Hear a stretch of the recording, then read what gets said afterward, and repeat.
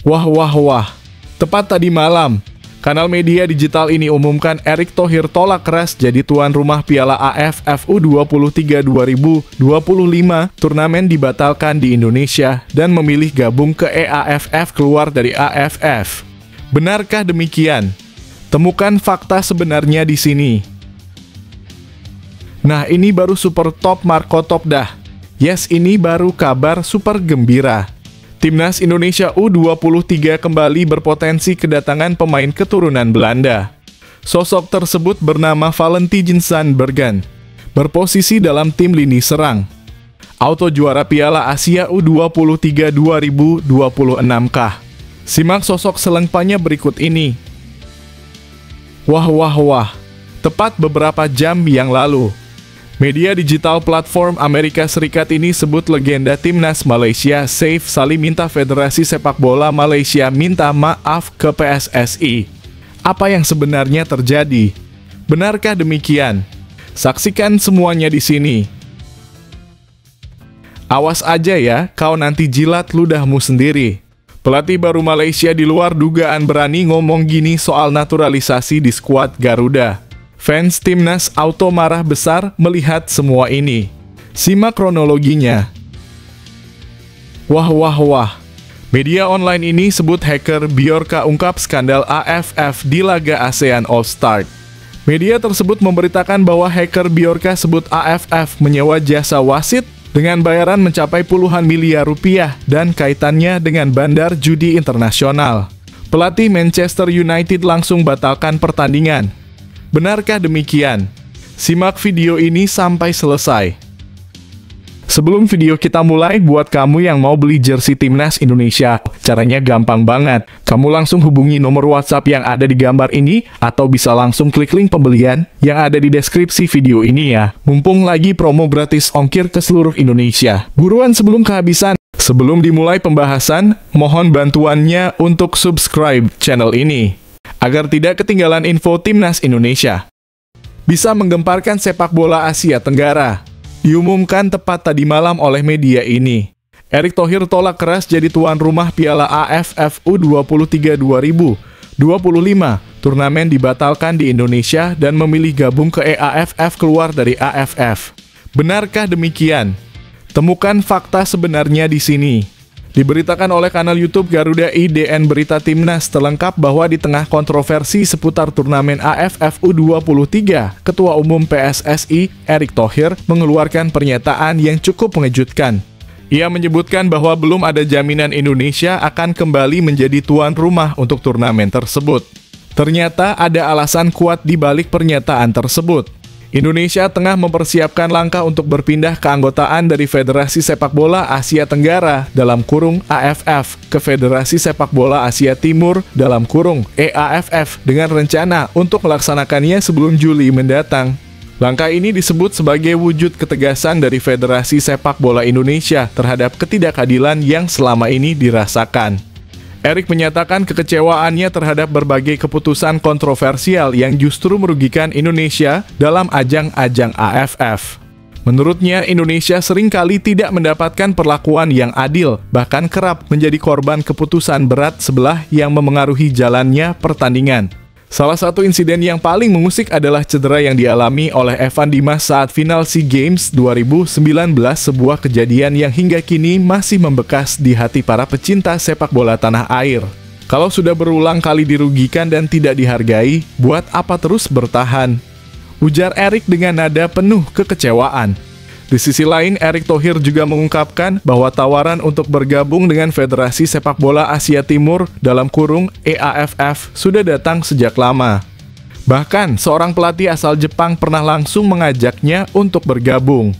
Erick merasa bahwa saat ini adalah waktu yang tepat untuk mempertimbangkan langkah tersebut karena menurutnya tidak ada gunanya terus bersaing dengan tim-tim yang kualitasnya jauh di bawah. Ia menegaskan bahwa Indonesia sudah membuktikan diri sebagai kekuatan baru di Asia, salah satunya dengan menjadi satu-satunya wakil Asia Tenggara yang berhasil lolos ke Piala Dunia U17. Namun admin Indonesian Soccer mencoba menelusuri kebenaran kabar ini dan ternyata ini cuma karangan saja. Yes, ini baru kabar super gembira. Timnas Indonesia U23 kembali berpotensi kedatangan pemain keturunan Belanda.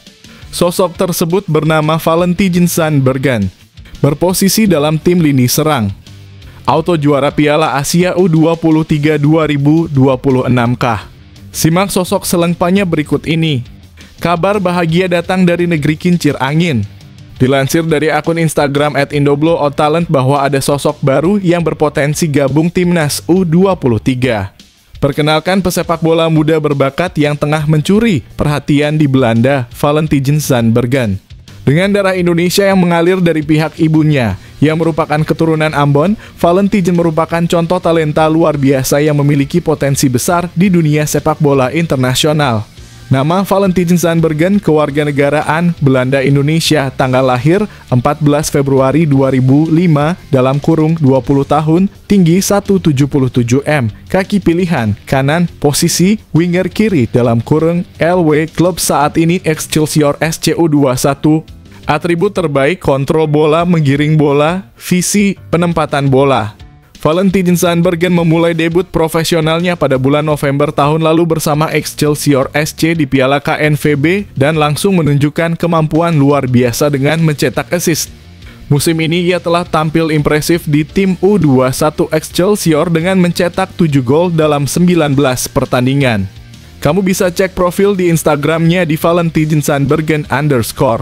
Keahliannya dalam menggiring bola, kontrol yang tajam, dan visi permainan yang luar biasa menjadikannya pemain yang sulit dihentikan di lapangan.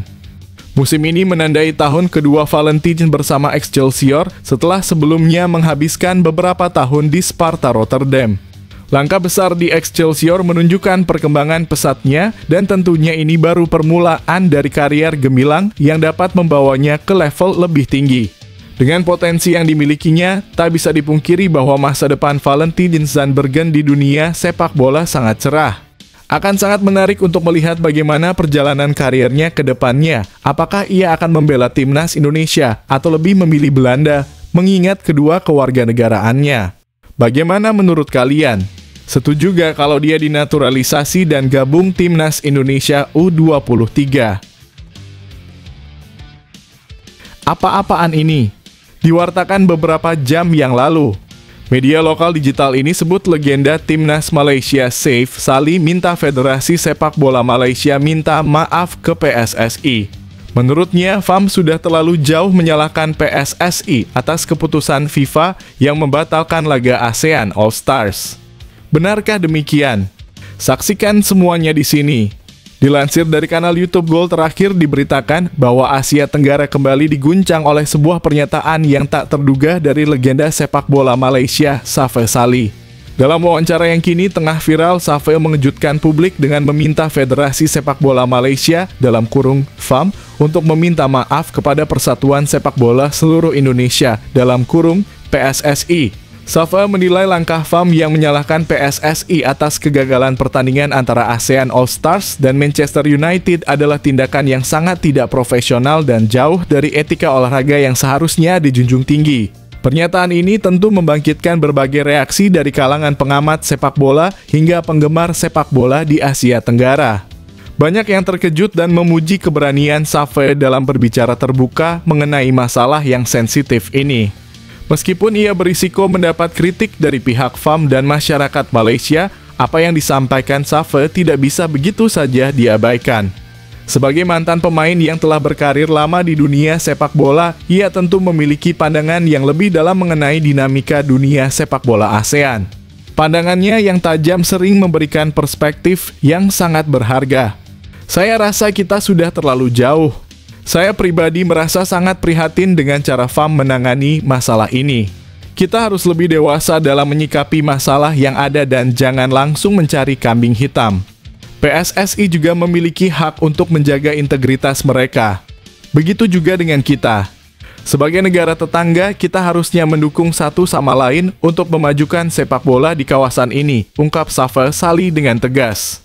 Seleta admin telusuri ternyata pernyataan ini tidak ada dan cuma karangan belaka. Gila makin ngawur. Kanal media digital platform Amerika sebut hacker Bjorka ungkap skandal AFF di laga ASEAN All Star. Media tersebut memberitakan bahwa hacker Bjorka sebut AFF menyewa jasa wasit dengan bayaran mencapai puluhan miliar rupiah dan kaitannya dengan bandar judi internasional. Pelatih Manchester United langsung batalkan pertandingan. Benarkah demikian? Simak ulasan sebenarnya di sini. Kembali dilansir dari kanal YouTube Garuda IDN, berita Timnas terlengkap diberitakan bahwa muncul kabar yang mengejutkan dari dunia maya dan langsung membuat gempar para pecinta sepak bola. Seorang hacker bernama Bjorka mengklaim telah membocorkan sebuah rencana busuk yang melibatkan AFF dalam laga ASEAN All-Stars melawan Manchester United. Melalui akun Twitternya, Bjorka mengungkapkan bahwa AFF dikatakan telah menyewa jasa wasit dengan bayaran mencapai puluhan miliar rupiah untuk memenangkan pertandingan tersebut. AFF tidak mau hanya jadi penonton ketika uang sebesar itu berpindah tangan begitu saja, tulis Bjorka dalam postingan yang langsung mencuri perhatian banyak pihak. Menurut informasi yang disebarkan oleh Bjorka, langkah ini terpaksa diambil karena ada tekanan besar dari pihak-pihak tertentu, terutama para bandar judi internasional. Diketahui bahwa sebagian besar bandar dari luar negeri lebih memilih memasang taruhan untuk kemenangan Manchester United, klub Eropa yang sangat disegani. Dalam situasi ini, AFF merasa terancam rugi besar jika skenario yang diinginkan para bandar tersebut terjadi. Untuk menghindari potensi kebangkrutan dan menjaga aliran keuntungan tetap mengalir, AFF dikabarkan akan berusaha keras agar ASEAN All-Stars bisa memenangkan pertandingan meski dengan cara yang tak fair. Menanggapi kabar ini, pelatih Manchester United, Ruben Amorim, akhirnya angkat bicara. Ia mengaku sedang mempertimbangkan ulang keputusan timnya untuk bertanding di Malaysia, lokasi pertandingan ASEAN All-Stars kontra Manchester United. Pelatih asal Inggris tersebut mengungkapkan kekhawatirannya bahwa jika tudingan manipulasi pertandingan benar adanya, hal itu bisa merusak reputasi klub sebesar Manchester United. Ia juga menegaskan bahwa jika timnya mengalami kekalahan akibat keputusan wasit yang kontroversial, mereka tidak akan tinggal diam. Amorim bahkan secara tegas menyatakan bahwa ia siap mengajukan laporan resmi ke FIFA agar AFF dijatuhi sanksi berat.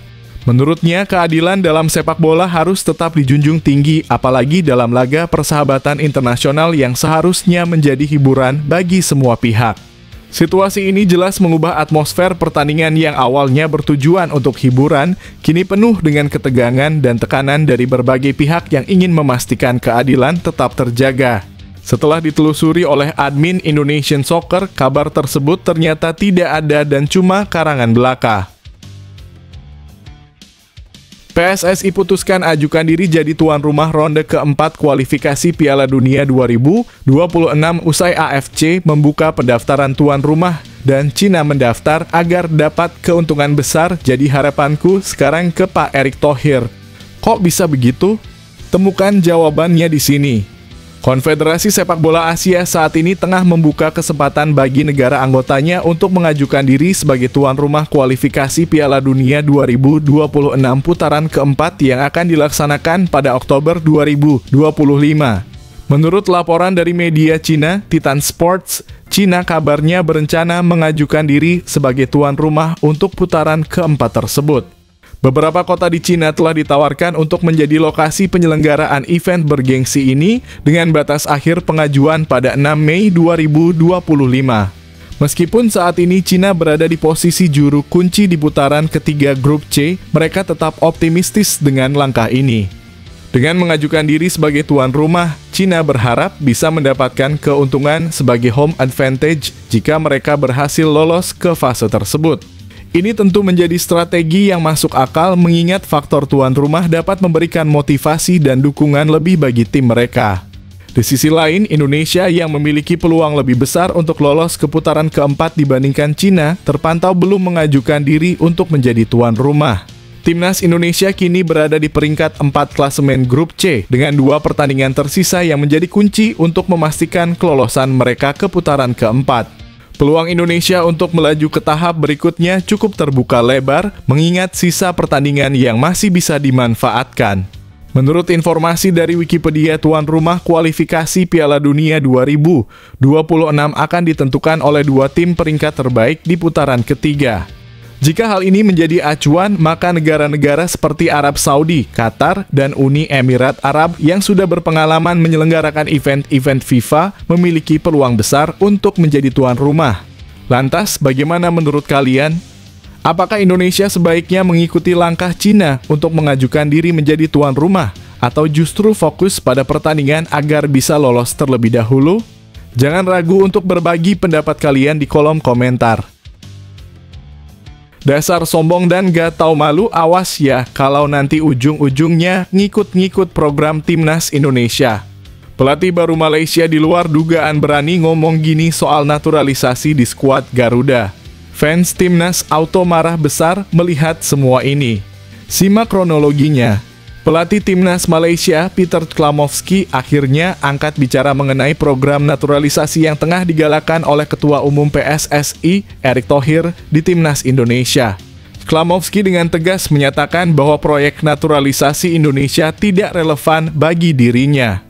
Proyek naturalisasi Indonesia tidak bermakna bagi saya, jadi saya tidak akan berbicara soal itu.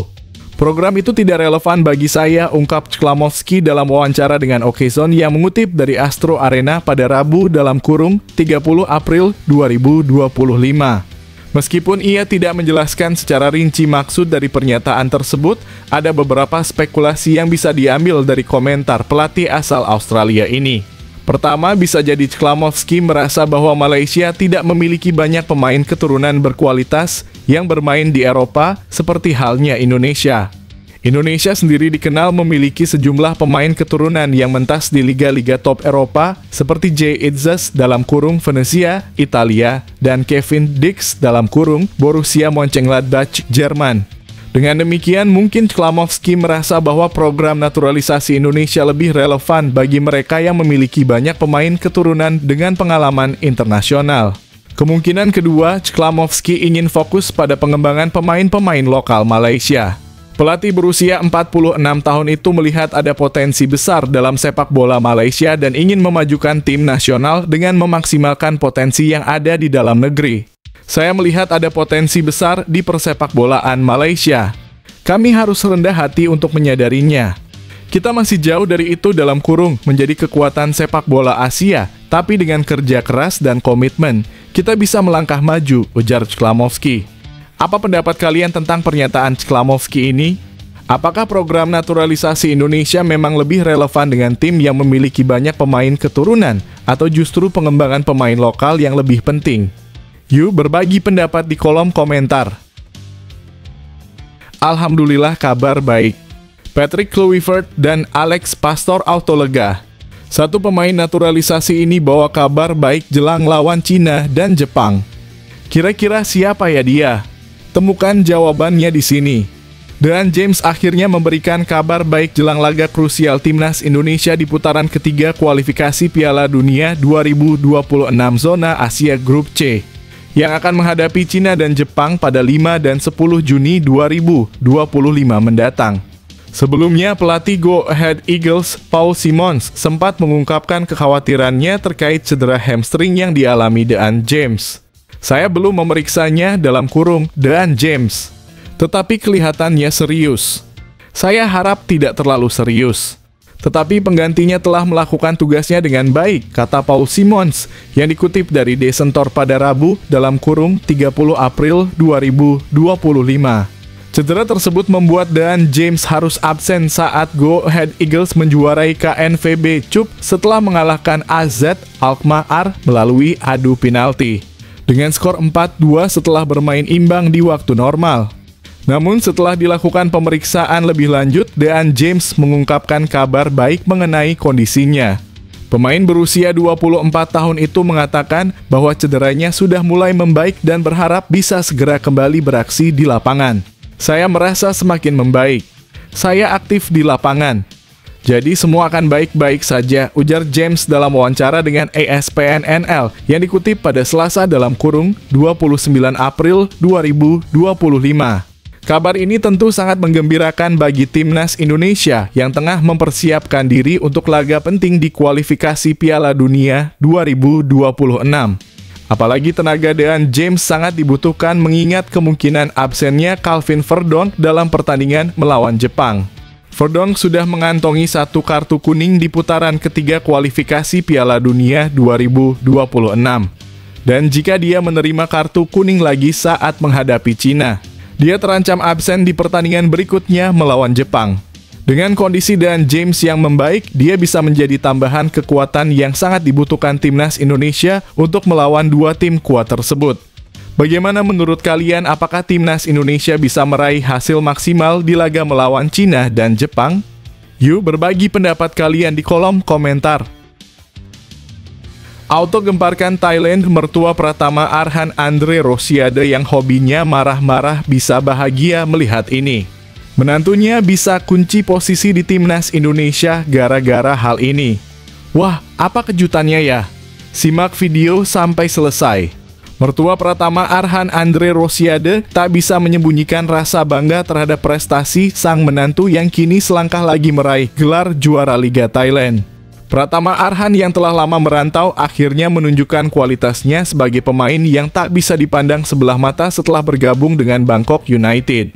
Sebelumnya, Pratama Arhan memang kesulitan bersaing ketika memperkuat Tokyo Verdy di Liga Jepang dan Suwon FC di Korea Selatan, yang membuatnya terpinggirkan dari timnas Indonesia dan dicoret oleh pelatih Patrick Kluivert pada Maret lalu.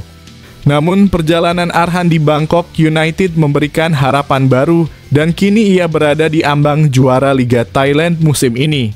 Andre Rosiade yang selalu mendukung perjalanan karier Arhan merasa sangat bahagia dengan pencapaian ini. Yang jelas Arhan akan main tanggal 30 di pertandingan terakhirnya, kata Andre beberapa waktu lalu dengan senyum lebar. Tentu saja, gelar juara ini bisa menjadi tiket bagi Pratama Arhan untuk kembali diperhitungkan dalam skuad timnas Indonesia. Namun, perjalanan menuju gelar juara tak akan mudah mengingat ketatnya persaingan di Liga Thailand. Saat ini Buriram United, sang juara bertahan, memimpin klasemen dengan 67 poin, hanya selisih 1 poin dari Bangkok United yang menempati posisi kedua.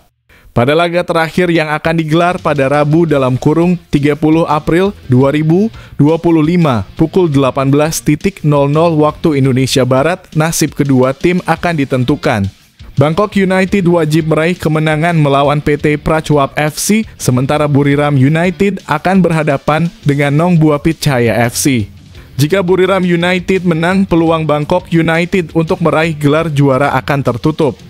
Namun, jika Buriram United kalah dan Bangkok United menang, maka Arhan dan timnya bisa menyalip dan meraih juara. Kalau Arhan menang, lalu Buriram draw, ya Bangkok bisa juara. Jadi tanggal 30 Arhan akan tanding away. Setelah itu insya Allah kembali ke Indonesia liburan, kata Andre penuh harap. Sejak bergabung dengan Bangkok United pada Januari 2025, Pratama Arhan sudah tampil dalam 10 pertandingan dan menyumbang 3 assist, menunjukkan peran pentingnya dalam tim. Kini semua mata tertuju pada laga terakhir yang akan menentukan nasib gelar juara untuk Bangkok United dan peluang Arhan untuk kembali memperkuat timnas Indonesia. Bagaimana menurut kalian, apakah Pratama Arhan bisa meraih gelar juara Liga Thailand dan kembali ke timnas Indonesia? Ayo, berikan pendapat kalian di kolom komentar. Wah, tepat diberitakan tadi malam. Ketum PSSI Erick Thohir blak-blakan soal masa jabatan jadi ketua di PSSI. Apakah Erick Thohir bisa diatur jadi ketua seumur hidup? Simak ulasan lengkapnya di sini. PSSI bakal menggelar kongres tahunan pada 4 Juni mendatang dan Ketua Umum PSSI Erick Thohir menjelaskan bahwa ia tidak akan memanfaatkan momen tersebut untuk memperpanjang masa jabatannya. Dalam Statuta PSSI 2019 Bab V Pasal 38 Ayat 3 disebutkan bahwa masa jabatan Ketua Umum PSSI maksimal 3 periode. Erick menegaskan bahwa ia tidak akan berusaha mengubah aturan tersebut. Peraturan daripada FIFA itu menyatakan bahwa pengangkatan daripada kepengurusan itu maksimal 3 kali. Sudah ada, jadi tidak ada yang diubah-ubah. Banyak statuta di negara lain yang berbeda. Contoh kemarin di Korea, saya juga kembali tidak bicara benar dan salah. Korea itu kemarin pemilihannya dipilih ketua pilih exco. Itu tidak salah, terang Erick. Di negara lain ada yang tanpa batasan. Kalau saya di alam demokrasi ini, saya percaya harus ada pembatasan. Jangan sampai PSSI ini ketua umumnya itu saja. harus ada batasan. Sebuah organisasi yang baik itu ketua umumnya seumur hidup. Tidak ada tambahnya. Bagaimana menurut kalian? Apakah aturan pembatasan masa jabatan ini sudah tepat? Atau sebaiknya ada perubahan? Yuk, share pendapat kalian di kolom komentar. Sangat gak masuk akal dan bodoh. Media Vietnam tiba-tiba salahkan Indonesia soal kaitannya dengan pemain naturalisasi Brasil mereka Nguyen Xuan San. Kira-kira apa masalah sebenarnya sih? Simak detail lengkapnya berikut ini. Media asal Vietnam The Tao 247 menyalahkan tim nasional dalam kurung Timnas Indonesia usai bintang Timnas Vietnam Nguyen Xuan San terpental dari 15 pemain termahal di Asia Tenggara. Sebab setidaknya ada 8 pemain Garuda yang masuk ke daftar 15 pemain termahal itu, dan 2 diantaranya adalah pemain yang baru dinaturalisasi, yakni Dean James dan Emil Audero. The Tao 247 menyalahkan banyaknya bintang Timnas Indonesia yang mengisi daftar pemain termahal di Asia Tenggara yang membuat Nguyen Xuan San akhirnya terpental dari 15 besar. Otomatis, tak ada lagi wakil Vietnam yang masuk dalam daftar pemain termahal di Asia Tenggara tersebut. 10 dari 15 pemain merupakan bintang Timnas Indonesia. Sementara 4 sisanya adalah penggawa Timnas, Thailand, dan 1 dari Malaysia. Hebatnya lagi, 8 pemain termahal semuanya adalah pemain Timnas Indonesia. Keputusan PSSI menaturalisasi sejumlah pemain keturunan membuat skuad Garuda saat ini diisi banyak pemain mahal. Timnas Indonesia memiliki sejumlah pemain naturalisasi yang mahal, sehingga membuat Nguyen Xuan San terpental dari daftar 15 pemain termahal di Asia Tenggara.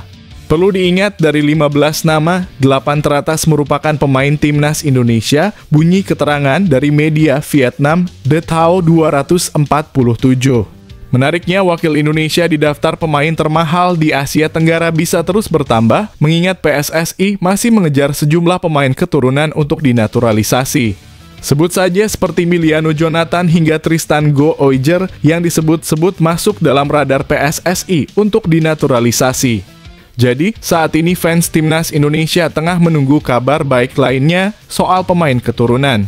Bagaimana pendapat kalian?